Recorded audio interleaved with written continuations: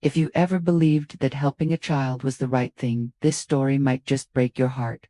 Asterisk, asterisk, she ran. Her coat was torn, her body bruised and bleeding, screaming into the pouring rain. Every step felt like a desperate struggle against the cold ground, chased by the echoes of angry voices and flashing red lights behind her. She wanted to collapse, but she couldn't. She couldn't stop. If she hadn't pulled over that rainy night, would her life have still turned into this nightmare? She had asked herself that question 1,000 times, over and over, like a knife slicing deeper each time.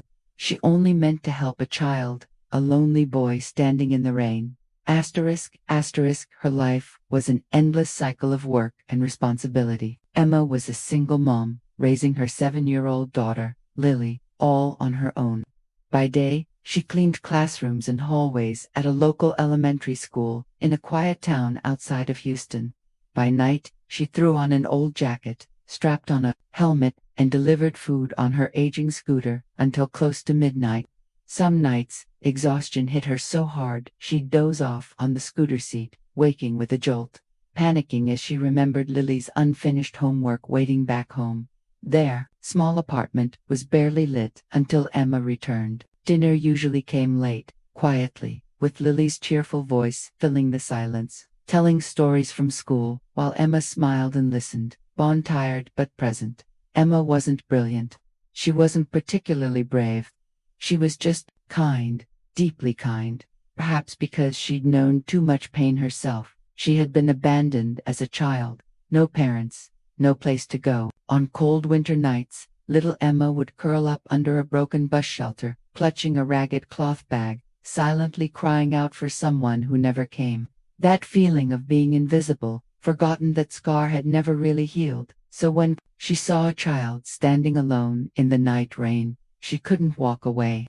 To anyone else, it might have just been a stranger's kid, but to her, it was a memory, a reflection of her younger self. Sometimes, kindness doesn't come from strength but from wounds that never fully closed. It's born from empathy and the hope that maybe, just maybe, we can ease someone else's pain the way no one eased ours. Asterisk, asterisk, that night, the rain fell hard across the quiet back roads of town. Emma had just finished a late food delivery and was driving her scooter home. It was close to midnight. Through the blur of rain and streetlight, she spotted something, a small figure crouched under a lamppost, soaking wet. She slowed down. It was a little boy, maybe 8 or 9. His clothes clung to his thin frame, his lips trembling from the cold. Emma pulled over, took off her rain poncho, and walked toward him. "Hey, sweetheart," she said softly. "Are you okay?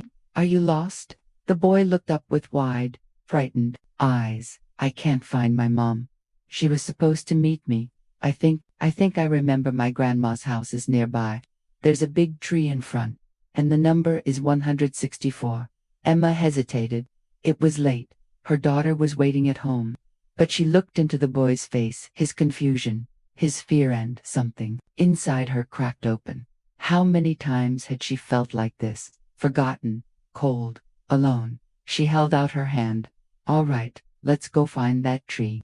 The boy climbed onto the back of her scooter. He was light as air.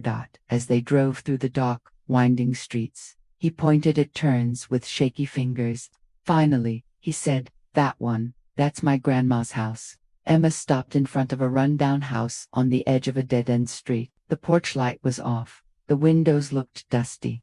But maybe it was just an old house, she told herself. She helped the boy off the scooter.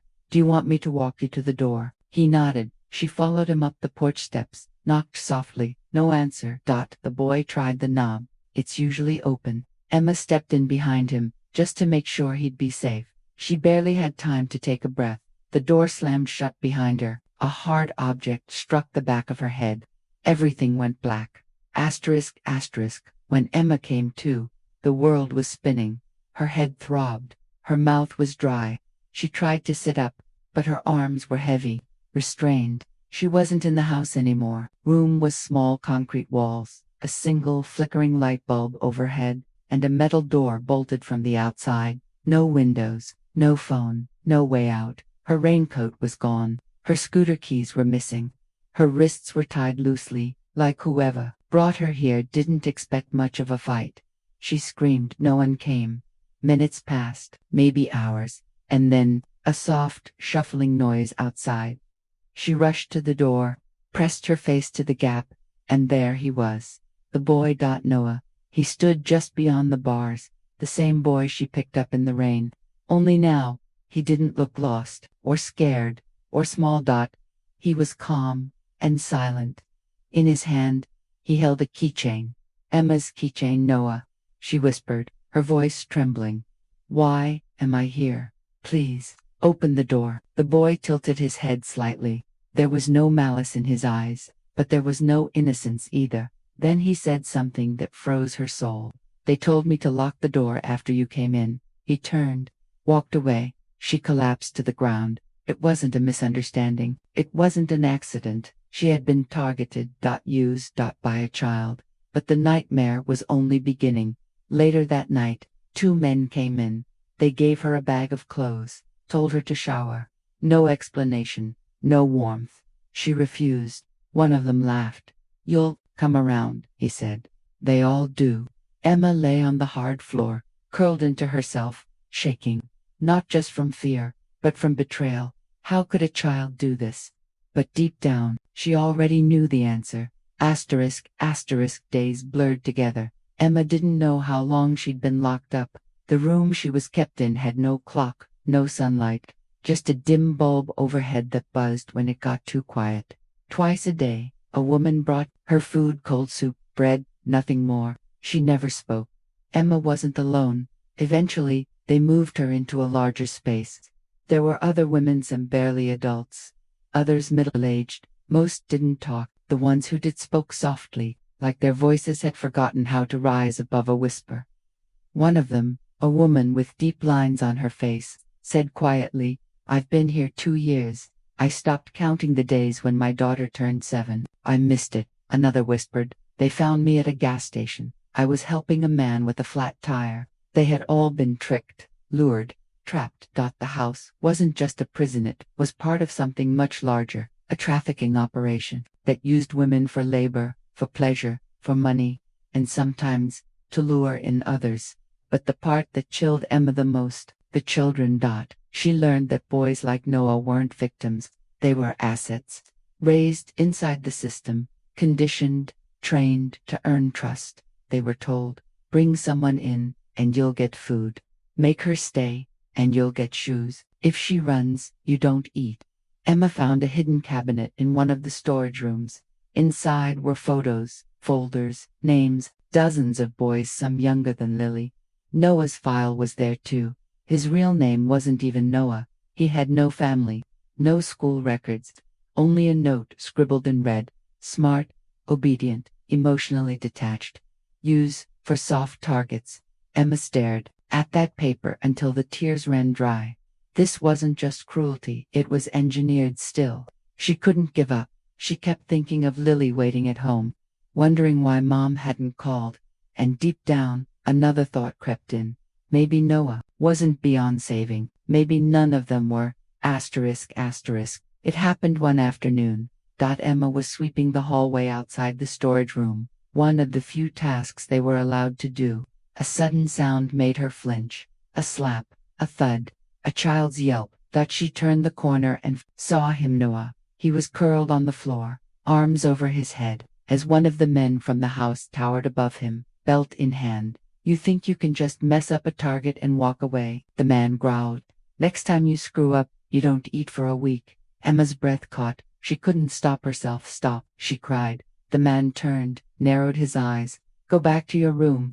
But Emma stepped closer. Slowly, deliberately, she bent down beside the boy, gently placing her hand on his back.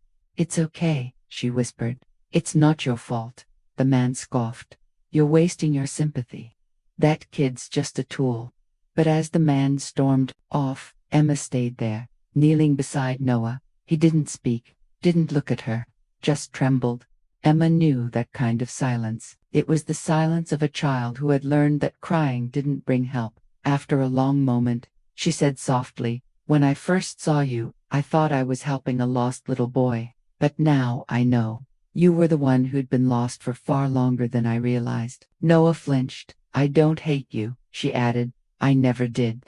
And if you ever want to choose something different, even for just one moment, I'll be here. She got up, walked away, left the words hanging in the air. That night, something strange happened. A quiet knock on the storeroom door. Emma opened it. Noah stood there, small and shaking. He reached into his pocket, pulled out a small object, a key. I don't know why I'm doing this, he mumbled, but you're the only person who didn't hit me. Then he slipped away into the dark. Emma held the key like it was a heartbeat, one that hadn't stopped yet, one she wouldn't let die. Emma didn't sleep that night. She waited, listening to every creak in the hallway, every footstep, every breath, her fingers wrapped tight around the key Noah had given her, like it was made of glass and could shatter if she let go. Just before dawn, the lights in the hallway flickered, something that only happened when the generator ran low. It was the window she needed. She slipped out of her room, padding silently down the hallway. She passed doors she'd only seen from the inside, doors with numbers, doors with names. When she reached the main exit, her hands shook so hard she dropped the key twice before sliding it into the lock. It clicked. The door creaked open, but then a loud noise from behind. Hey, she turned. It was one of the guards, running straight toward her. Before she could move, Noah, out of nowhere, he darted in front of the man, shouting nonsense, flailing his arms. I dropped the keys. I dropped them. The guard shoved him aside, but just long enough. Emma pushed the door wide and ran. The cold hit her like a slap, barefoot, bleeding, wind slicing her lungs. But she didn't stop. Behind her, angry voices shouted. A flashlight beam swept past her, then another. Someone was chasing her. She darted into a side alley, heart pounding. Somewhere in the distance, she heard a train. She ran toward it, fell, got back up. Her legs screamed in pain, but she kept moving. Mud soaked her clothes, branches tore her skin. She didn't care. She ran like her life depended on it, because it did. She emerged on the edge of a highway. Lights, cars, civilization. She staggered toward the road, arms waving. A passing truck swerved to a stop. The driver leaped out. Oh my God, he gasped. What happened to you? Emma collapsed in his arms. And for the first time in what felt like forever, she knew she was safe. Emma woke up in a hospital bed. Clean sheets, beeping monitors, the smell of antiseptic. She blinked against the bright white light. For a moment, she thought she was dreaming. But then she saw the 4 in her arm, the bruises on her wrists, the officer sitting quietly in the corner with a notepad. It was real. She had survived. The police asked questions, lots of them. She answered everything she could between tears, exhaustion, and flashes of memory. Then came the raid. With the details Emma provided, law enforcement stormed the old house just 2 nights later. Dozens of women were rescued. Several traffickers arrested. And Noah, they found him hiding under a staircase, clutching a plastic toy train in both hands like it was a shield. He didn't run, didn't scream. He just looked up and said, "Is she safe?" Days passed. Emma stayed in the hospital a little longer to heal. Her daughter Lily was brought in by her neighbor. The reunion, full of tears and tight, unbreakable hugs, was the moment she promised herself. Never again will I be silent about what happened. But there was one more person she needed to see. She asked to visit Noah. At first, the social worker was hesitant. He's not talking to anyone, not even the other kids. But when Emma entered the foster center, Noah looked up. And for the first time, he cried. Silent tears at first, then sobs. Not the screams of a tantrum, not the fake cries he'd used to bait strangers. Real sobs, raw, shaky, like they'd been locked inside his chest for years. Emma knelt beside him. "You're not evil," she whispered. "You were hurt, used, forgotten, but that's not who you are." He didn't answer, just kept crying, and she let him. Before she left, she gave him a folded piece of paper. On it was a note written in her careful, mom-like handwriting. "If you ever want to start over, I'll be waiting. The door will always be open." Months later, Life looked different. Emma returned to work at the elementary school, this time with shorter hours, more time for Lily, and a new sense of purpose. She had started speaking at community centers, women's shelters, and local churches, sharing her story not as a victim, but as someone who survived. People listened, and, in every crowd, she saw the same thing reflected in their eyes: grief, shame, and hope. Sometimes, people asked her, "Do you regret it, helping that boy?" She'd pause, then smile softly, quietly. "No," she'd say, because even though he was the one who locked the door, he also found the key. One evening, as the sun dipped low and golden light spilled through the kitchen window, Lily asked, "Mom, do you think we'll ever see him again?" Emma didn't answer right away. She stared at the note Noah had written weeks ago, now pinned to their fridge. Just one line: "Thank you for seeing me when no one else did."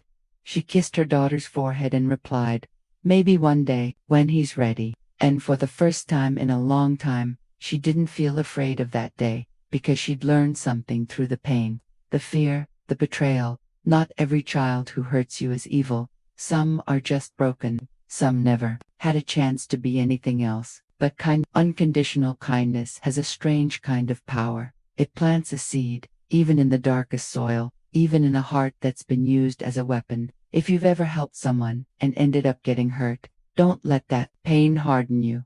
Because sometimes, the love you offer in the darkest place becomes the only light that person ever sees.